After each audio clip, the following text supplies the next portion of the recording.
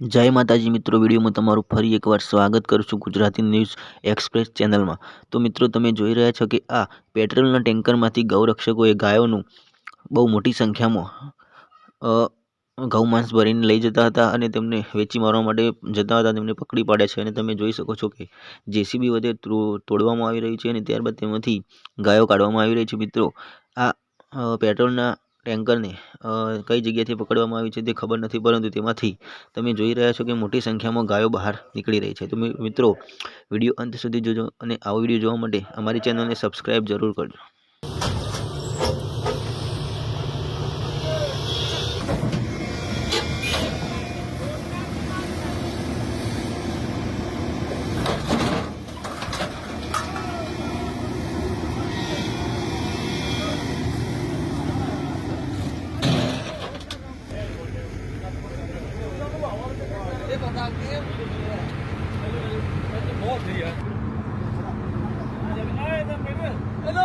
इसको